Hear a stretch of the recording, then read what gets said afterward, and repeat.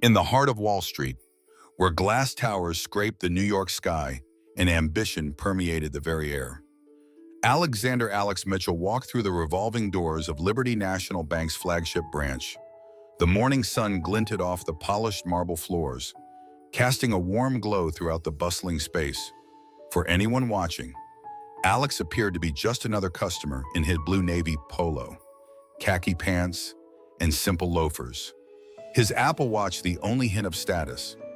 No one would guess this unassuming man had built this financial institution from nothing, transforming it into one of Wall Street's rising stars despite facing prejudice and closed doors at every turn. Today, Pride Month banners adorned the streets outside, their vibrant colors declaring a celebration of diversity that Alex had fought to support both personally and professionally. The rainbow flags fluttered in the gentle June breeze, a stark contrast to the conservative gray and blue tones that dominated the financial district. But Alex wasn't here as the bank's openly gay CEO and advocate. He was conducting an undercover service quality check, something he did quarterly to ensure Liberty National truly lived up to its founding values of equality and exceptional service for all clients, regardless of their background or appearance.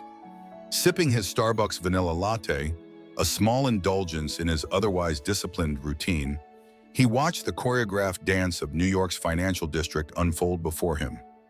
Tellers counted bills with practiced precision, associates typed furiously on keyboards, and customers waited with that particular brand of Manhattan impatience, checking expensive watches and scrolling through phones. The air carried the subtle sense of cologne, coffee, and ambition, the olfactory landscape of American capitalism.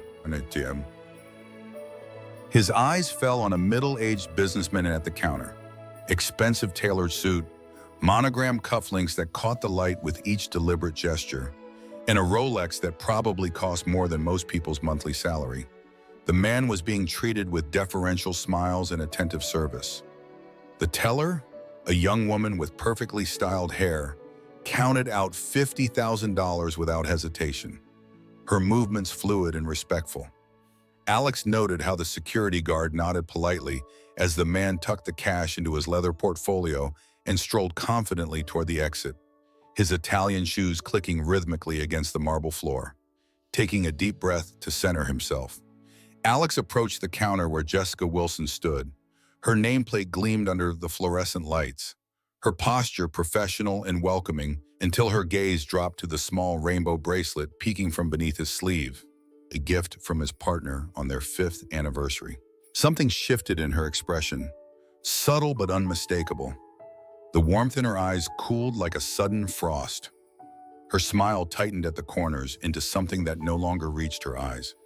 "Fill this out," Jessica said, sliding a withdrawal form across the polished surface without a greeting. No good morning, no eye contact. None of the warmth he had witnessed just moments before with the previous customer.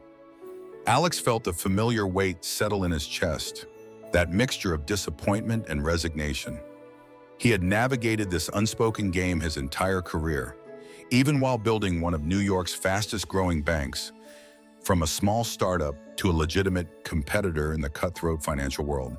He completed the form requesting $15,000 and slid it back with his driver's license, the plastic card reflecting the overhead lights. The amount was deliberate, significant enough to require attention, but well below the $50,000 transaction he had just witnessed. Jessica glanced at the amount, then pushed the form aside with manicured fingers, her French tips creating a soft scraping sound against the paper. "We'll need additional verification for this transaction," she announced, her tone carrying an artificial sweetness that did nothing to mask her evident disdain. "Perhaps a second form of identification, proof of funds, and approval from a manager?" Alex's brow furrowed slightly, the only external sign of his internal disappointment. "The gentleman before me just withdrew $50,000 without additional verification," he observed quietly, maintaining his composure despite the familiar sting of differential treatment. The memory flashed vivid in his mind, standing outside investors' offices years ago, brilliant business plan in hand, being told banking wasn't his world. The condescending smiles, the firm handshakes followed by rejection emails. Each dismissal had only fueled his determination to create a financial institution where everyone belonged, where service was based on merit rather than appearance or personal lives. The irony that his own creation now reflected the very discrimination he had fought against wasn't lost on him. If you've ever felt the sting of being judged before being known, of watching others receive what you're denied for reasons that have nothing to do with your worth, this story will resonate deeply with you. Follow Heart Stories for more powerful narratives that remind us how quickly perception can blind us to the truth standing right before our eyes, and how courage can transform even the most entrenched systems when we refuse to accept inequality as inevitable. Jessica's perfectly manicured fingers tapped rhythmically against the counter as she deliberately avoided Alex's gaze, her body language speaking volumes in the silent exchange. The overhead lights reflected off her engagement ring, a diamond large enough to signal her adherence to traditional values, which she frequently mentioned to colleagues during lunch breaks. "This transaction requires manager approval," she stated flatly, her voice carrying none of the warmth she had shown the previous customer. Without waiting for a response, she turned sharply on her heel and disappeared into the glass-walled office where Patricia Roberts was watching the interaction with narrow eyes and a furrowed brow. Their hushed conversation carried the tension of shared prejudice across the marble expanse, punctuated by furtive glances in Alex's direction through the transparent barrier that did nothing to hide their disdain. Patricia emerged moments later, her Italian designer heels clicking sharply against the marble floor like a metronome counting the seconds of Alex's growing discomfort. Her crisp navy suit and perfectly styled blonde bob embodied the conservative Wall Street aesthetic, while the crossed necklace at her throat seemed less like personal faith and more like armor against those she deemed different. Her smile never reached her eyes as she approached the counter, maintaining a calculated distance as though proximity might somehow compromise her values. "Good morning, sir. I understand you're attempting a significant withdrawal today," she said, her words professionally correct while her tone conveyed skepticism. Alex met her gaze evenly, refusing to be diminished by her subtle aggression. $15,000, he confirmed calmly. "Your teller just processed $50,000 for another customer without question or additional requirements." "Each transaction has unique security considerations," Patricia replied, her tone sliding into the condescending register reserved for those she considered beneath her. "We have protocols in place to protect our primary clientele and the reputation of this institution." She straightened the lapel of her jacket, a nervous gesture that betrayed her discomfort with the confrontation. The emphasis on primary hung in the air between them like an unspoken accusation. Alex noted how she assessed his casual clothing with calculated precision, her eyes lingering disapprovingly on his rainbow bracelet before traveling back to his face with newly formed assumptions.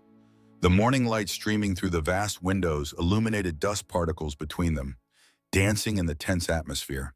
This interaction wasn't about money laundering concerns or legitimate security protocols. Alex had written those policies himself, had insisted on fair application regardless of appearance or background. The bank's actual guidelines required enhanced verification only for transactions over $25,000 or for accounts with unusual activity patterns. His account had neither flag. "What exactly makes my transaction different?"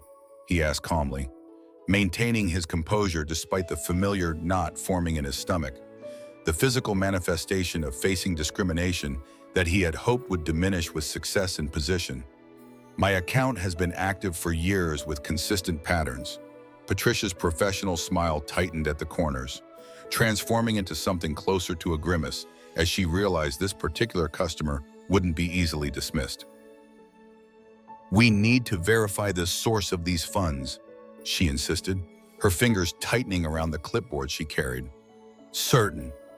Lifestyles raise additional flags in our system." The words struck like a physical blow, their intention unmistakable despite the careful phrasing. Alex felt his throat tighten, but maintained his external composure through years of practice. He'd faced this before in boardrooms, at country clubs, in loan offices, the careful language of discrimination, coded to maintain plausible deniability while delivering its message with crystal clarity. The subtle emphasis on lifestyles, the slight curl of her lip when her gaze returned to his bracelet.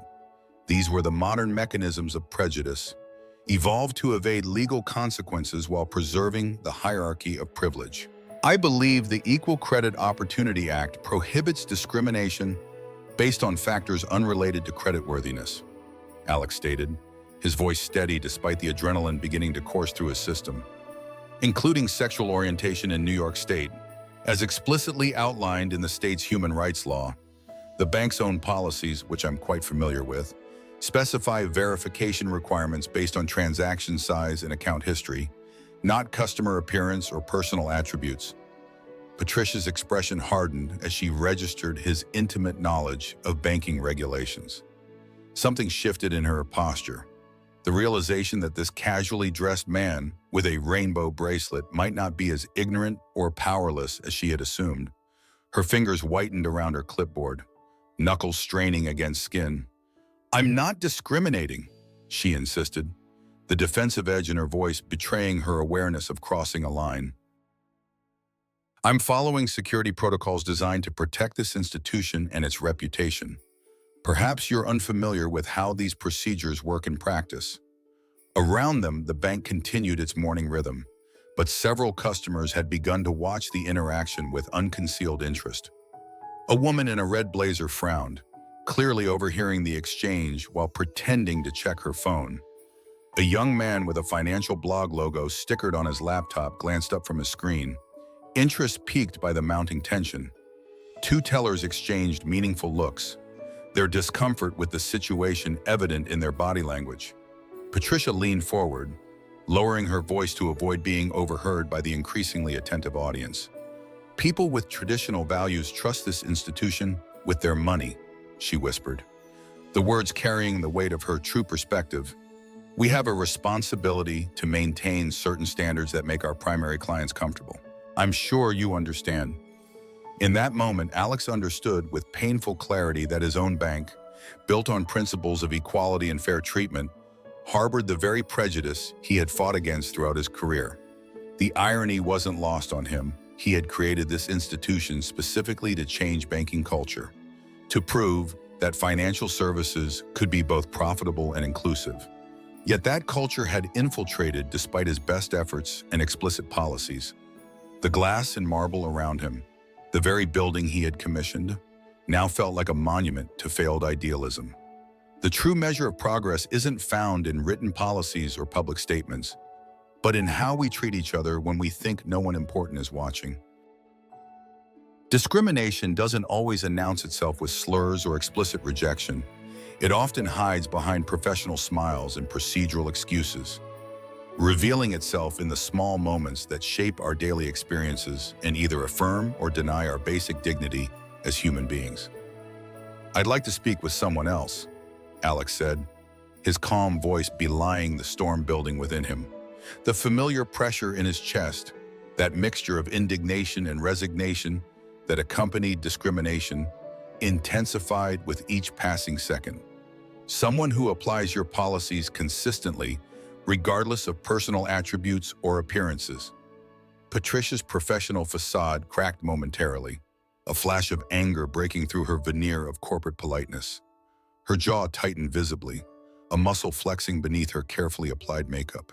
"Sir, if you can't maintain a professional tone, I'll have to ask security to escort you out," she threatened, raising her chin slightly as though physically elevating herself above the confrontation. The morning light caught the highlights in her blonde hair, creating a halo effect that contrasted sharply with her behavior. "My tone is perfectly professional," Alex replied evenly, years of boardroom negotiations evident in his controlled response.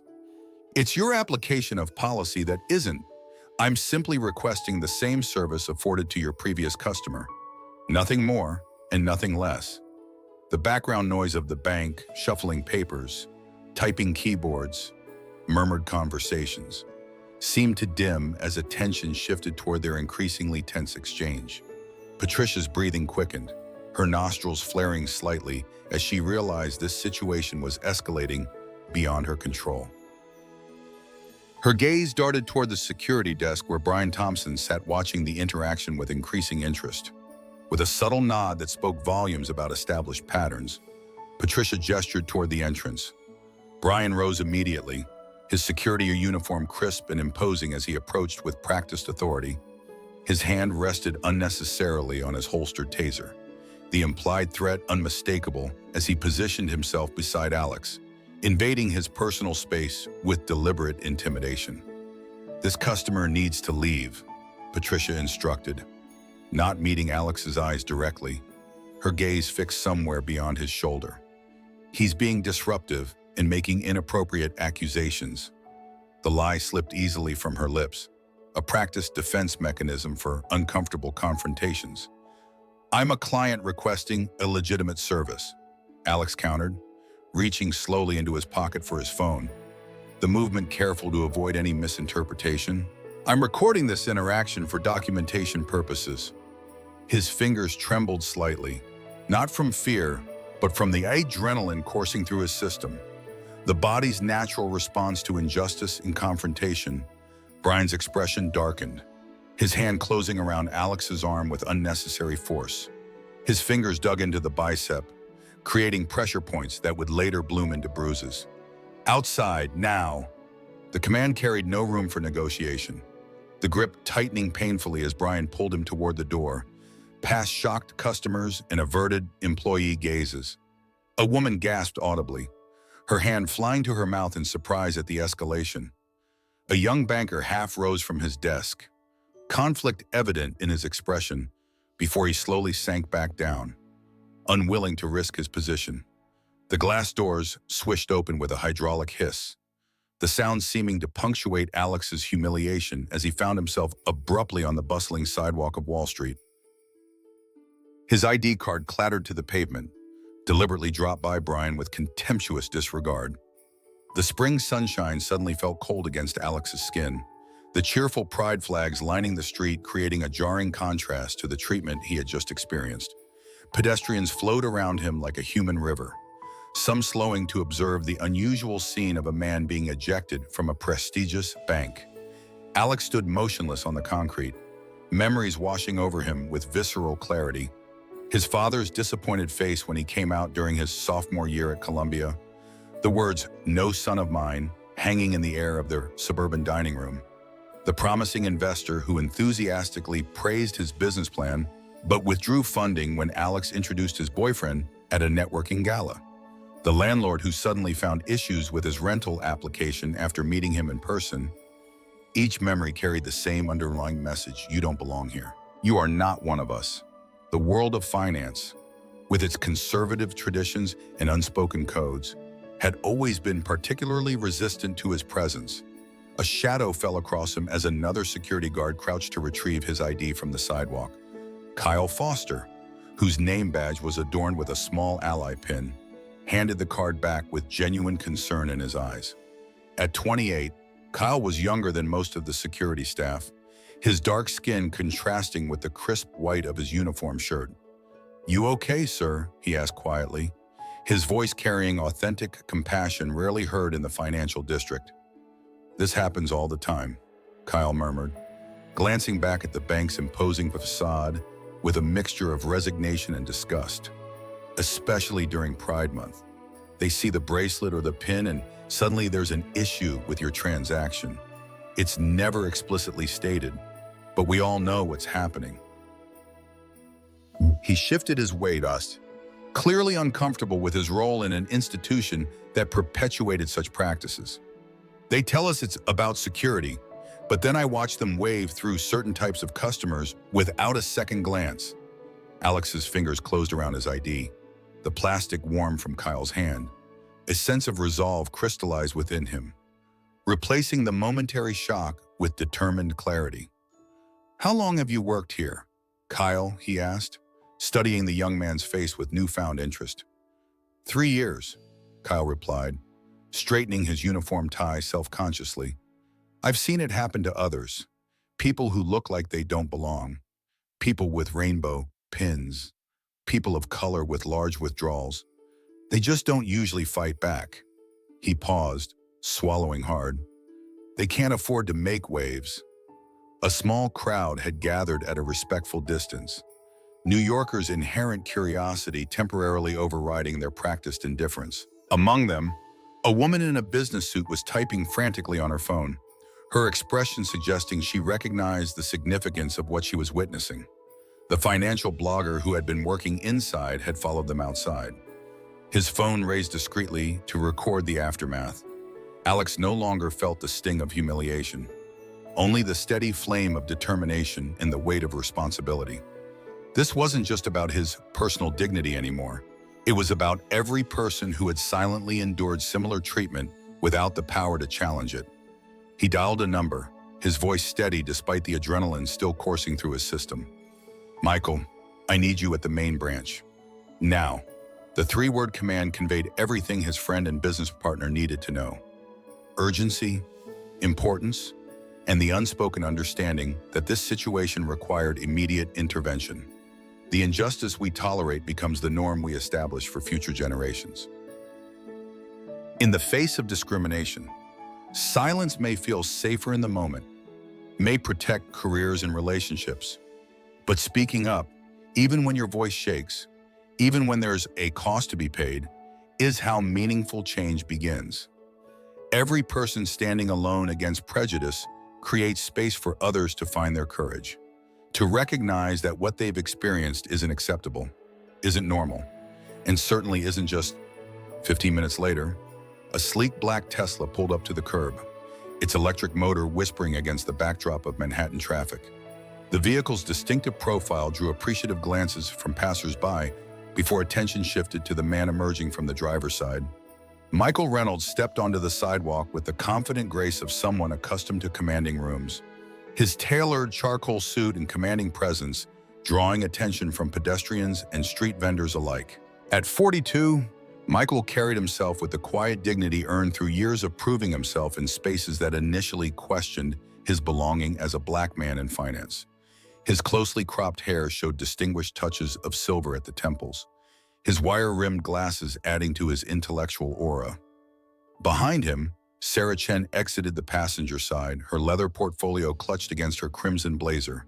Her expression was serious and focused, her Yale Law School training evident in her calculating assessment of the situation unfolding before her. The daughter of Chinese immigrants who had sacrificed everything for her education, Sarah had built her reputation as a formidable legal mind who could dismantle discrimination with precision and without mercy. Her heels added 3 inches to her petite frame, but her presence needed no artificial enhancement. Kyle's eyes widened in recognition as he observed the new arrivals. That's our CFO, he whispered, his posture automatically straightening as though preparing for inspection. The small crowd that had gathered sensed the shifting dynamic, their curiosity intensifying as they watched this unexpected development. Alex nodded, the tightness in his chest easing slightly at the sight of his friends and colleagues. "And our chief legal counsel," he added quietly, the corner of his mouth lifting in the first hint of a smile since this ordeal began. The cavalry had arrived, bringing not just support, but the institutional authority to address what had happened.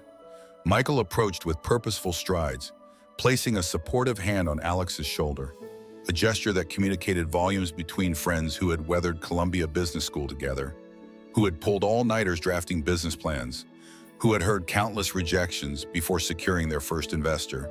No words were needed between them. The slight pressure of Michael's hand said, "Everything, I've got your back. This won't stand. We'll fix this." Sarah's heels clicked purposefully against the concrete as they formed a united front, 3 figures silhouetted against the imposing glass facade of Liberty National. The pride flags along the street seemed to wave with renewed purpose as they entered the bank, the automatic doors parting before them like curtains opening on the final act of a play. The atmosphere inside shifted instantly, as though someone had adjusted the atmospheric pressure. Conversations halted mid-sentence. Pens stopped scratching against paper. Keyboards fell silent beneath frozen fingers. Jessica froze behind her counter, color draining from her face as recognition dawned. Patricia emerged from her office, confusion crossing her features before transforming into barely concealed horror as she registered who had just entered her domain. Brian Thompson's hand dropped from his taser, his confident posture deflating visibly. "What seems to be the problem?" Michael asked, his deep voice carrying throughout the suddenly silent space. His tone was professional, but carried an undercurrent of controlled anger that those who knew him recognized as dangerous. His gaze swept the room, taking in every detail with the precision of someone who had built his career on noticing what others missed. Patricia rushed forward, professional smile plastered on her face in a desperate attempt to salvage the situation. Her heels clicked frantically against the marble, the sound echoing through the silent space. "Michael, we weren't expecting," she began, her voice pitched higher than normal, betraying her panic. "Clearly," Michael interrupted, his single words slicing through her pretense. "You were too busy denying service to our CEO." He gestured toward Alex, the simple movement carrying the weight of revelation. The word hung in the air like a thunderclap. Several customers gasped audibly, the collective intake of breath creating a soft whoosh of sound. A teller dropped a stack of bills, the paper notes scattering across her workstation. Patricia's face drained of color as her gaze darted between Michael and Alex, comprehension dawning with horrifying clarity. Jessica appeared to physically shrink behind her counter, suddenly fascinated by her computer screen. "There must be some misunderstanding," Patricia stammered, her composure fracturing under the weight of realization. Her hand rose to her throat, fingers nervously touching her crossed necklace as though seeking protection. "We were simply following security protocols for large withdrawals." Sarah Chen stepped forward, opening her portfolio with practiced efficiency. Her expression remained neutral, but her eyes carried the intensity of someone who had spent years documenting and challenging discrimination in elite institutions. "Let me clarify the situation," she began, her voice calm but unyielding. "Mr. Mitchell attempted a routine withdrawal well below the threshold requiring additional verification. You denied him service without checking his account details, made discriminatory comments regarding his lifestyle, and had him physically removed from his own bank." "I didn't know," Patricia began, her hands fluttering helplessly before her. "That's precisely the problem." Michael cut in, his controlled tone belying the anger evident in the tightness around his eyes. "You didn't bother to know. You didn't check his identification thoroughly. You didn't review his account status. You saw what you wanted to see and acted on your prejudice rather than on bank policy." Sarah continued with professional detachment, laying out facts with the precision of a prosecutor building an irrefutable case. "Here are transaction records from today." She placed several printed documents on the counter, the papers making a definitive sound as they hit the marble surface. 6 withdrawals larger than Mr. Mitchell's were processed without additional verification or manager approval. The only apparent difference was who made the request. The evidence lay bare on the polished surface. Not just Patricia's discrimination in this isolated incident, but a pattern throughout the branch. Data showing certain customers consistently faced additional scrutiny, verification requirements, and delays while others sailed through with larger transactions and minimal questioning. The numbers told a story more damning than any accusation could. A customer stepped forward from the small crowd that had gathered inside, the woman in the red blazer who had witnessed the earlier interaction. "I heard everything," she stated firmly, her voice carrying the confidence of someone used to being heard in professional settings. She mentioned traditional values and made it clear it was about his bracelet, not about bank security. The financial blogger raised his hand, iPhone still recording. "I have video of the security guard removing him without cause," he added, his journalistic instincts overriding any hesitation about involvement. And the conversation leading up to it. Patricia looked desperately toward Jessica, seeking alliance or support, but her colleague avoided her gaze. Suddenly fascinated by reorganizing withdrawal slips, Brian Thompson stood rigid by the door, his expression suggesting he was mentally updating his resume and contemplating the employment implications of physically ejecting his CEO from the premises. The air in the bank felt charged with a mixture of shock, embarrassment, and the particular tension that accompanies public reckonings. In moments of truth, character reveals itself not through titles or authority, but through actions taken when no one is watching, or when one believes no one who matters is watching. True leadership means creating environments where everyone belongs, not just in mission statements or diversity reports, but in daily interactions where dignity is either honored or denied in 1,000 small ways that ultimately define an institution's true values. The following Monday morning, Liberty National's executive boardroom buzzed with purposeful energy. Sunlight streamed through floor-to-ceiling windows, illuminating the Manhattan skyline beyond, a vista of possibility and power. Alex sat at the head of the massive oak table, no longer in casual clothes but in a perfectly tailored Tom Ford suit that reflected his position and authority. The transformation was striking. From the deliberately unassuming figure who had walked into the bank branch to the commanding CEO whose vision had built an institution, the morning newspapers lay scattered across the polished surface, financial publications featuring headlines about the Wall Street Bank confronting internal discrimination, the story having spread through the financial district like wildfire. Effective immediately, Alex announced to the assembled executives, his voice carrying the quiet certainty of decisions that wouldn't be reversed. Patricia Roberts and Jessica Wilton have been terminated. Brian Thompson is suspended pending review. His tone carried no vindictiveness, only quiet determination. He paused, allowing the weight of the consequences to settle before continuing. But this isn't about punishment, it's about transformation. Michael nodded in agreement from his position at Alex's right hand, their partnership embodying the commitment to diversity that had been part of Liberty National's founding vision. The contrast between their leadership approach and the discrimination Alex had faced illustrated how far the institution had drifted from its core values in some branches. We've always said that Liberty National stands for something different in the financial world, Michael added. Now we have an opportunity to prove it.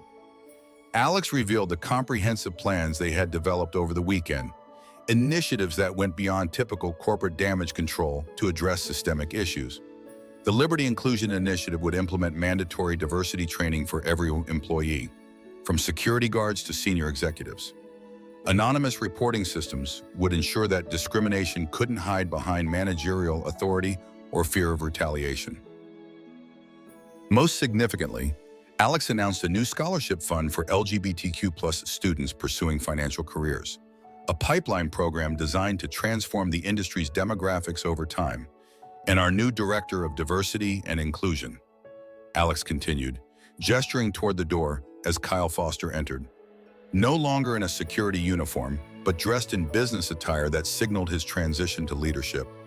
The room applauded as Kyle took his seat at the executive table, his journey from security guard to executive symbolizing the change taking root. His expression carried both pride and determination, the look of someone who understood exactly how significant this moment was for everyone who had ever been dismissed, overlooked, or ejected from spaces where they rightfully belonged. Outside the bank's headquarters, the story had ignited a movement larger than anyone anticipated.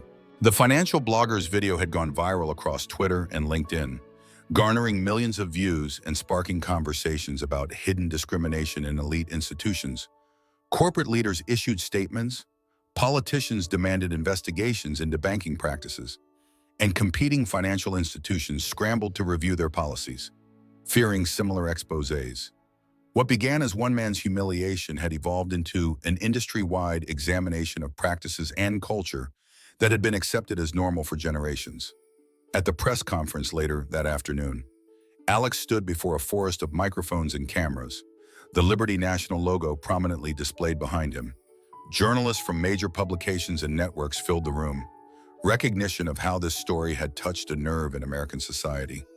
"What happened to me happens to countless people every day," he said, rainbow pin gleaming on his lapel in the camera lights.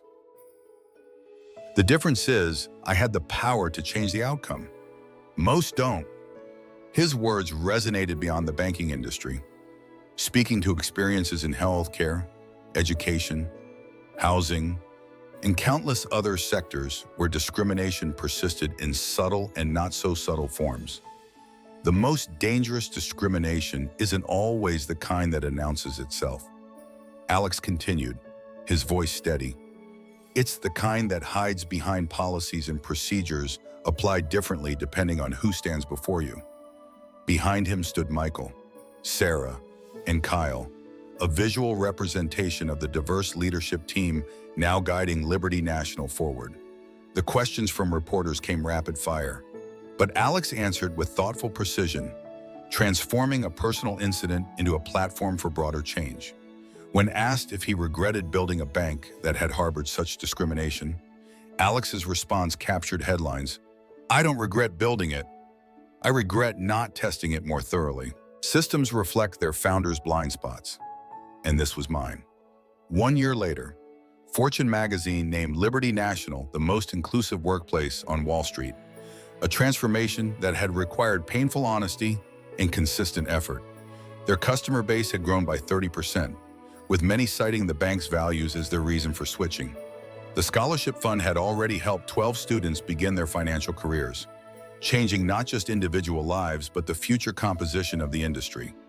Most significantly, other financial institutions had followed their lead, recognizing that inclusion wasn't just morally right, but good business in a diverse society.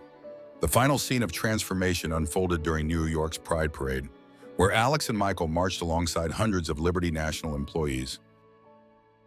Their matching t-shirts proclaimed "Banking on Equality," while Kyle led the contingent carrying the company banner through streets lined with cheering spectators. Among the marchers were former customers who had witnessed Alex's treatment that fateful day, now proudly employed by an institution that valued their full identity.